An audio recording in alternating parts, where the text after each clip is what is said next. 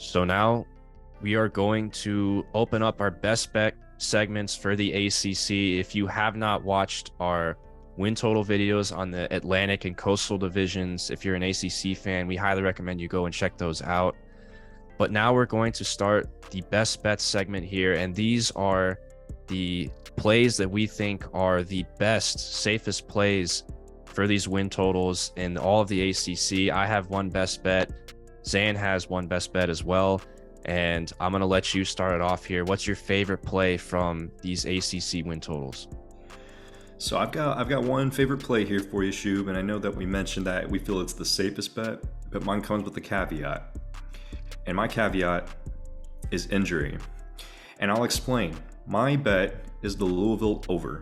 Louisville is sitting there at 6 wins. I think they can easily get the over on that right here.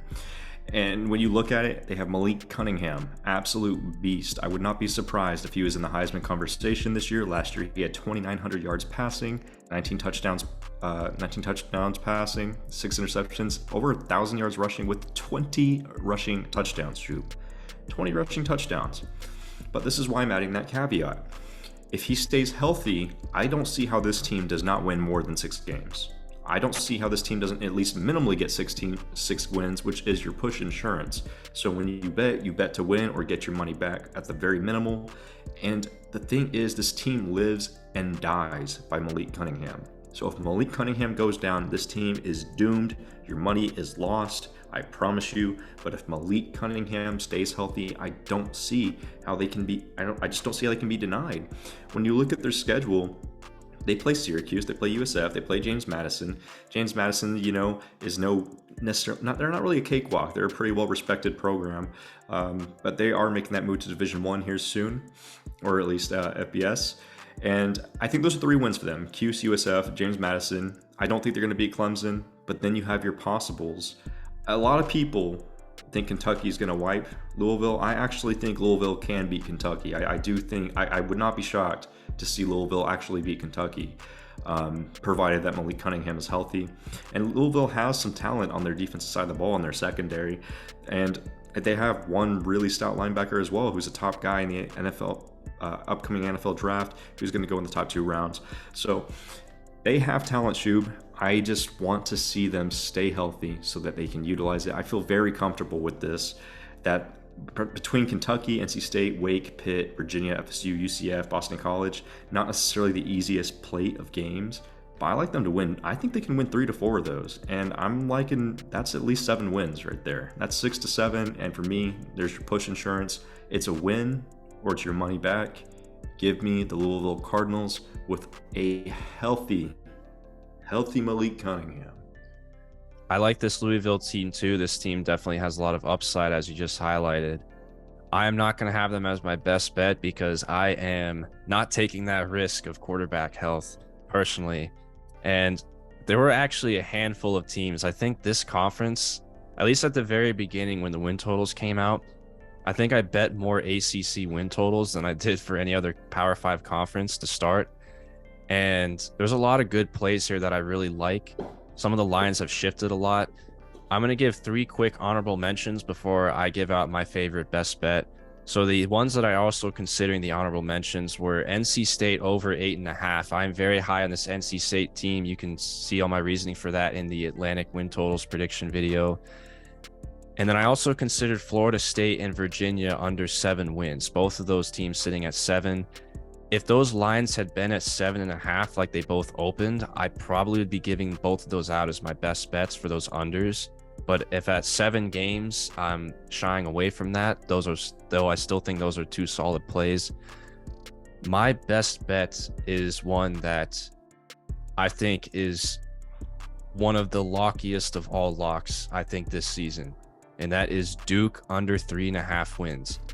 I still cannot believe that this win total is still sitting at 3.5. If you're watching this and it's still at 3.5, it's going to be juiced pretty heavily. Go and bet that thing. This Duke team is not going to be good. Mike Elko, he's going to inherit a very tough roster at Duke. They lost a lot of guys in the transfer portal, and this is really what it boils down to. They were 123rd in offensive efficiency last year, and they were 114th in defensive efficiency last year in all of FBS. So that was a very bad team on both sides of the ball. They are only 121st in returning production this year. That's just not good. It's the team is going to be worse than they were last year, and they only won 3 games last year. If you just look at their schedule here, I don't really see them winning more than 2 games. I think 2 games is their max. And if let's say they get lucky and they win 3 games, you still hit the under here. If you just look at their toss-up games, so to speak, games that we think maybe they have a decent chance in, they open up the season with Temple at home, which is a true 50-50 toss-up game. And then they got to go at Northwestern. And I looked at the projections right now. Right now, Duke is a 2-touchdown underdog at Northwestern. A 2-touchdown underdog. They're probably not going to win that game. Then I looked at their spread projection at Kansas. As of right now, they are a 10-point underdog at Kansas. They are double-digit underdogs at Northwestern and at Kansas. I don't think anybody realizes how bad this team is. Like, I'm serious. I don't think anybody realizes how bad this team is actually going to be. I didn't know that Kansas detail, Shoob. That one is like, I'm flabbergasted by that one. That's pretty crazy.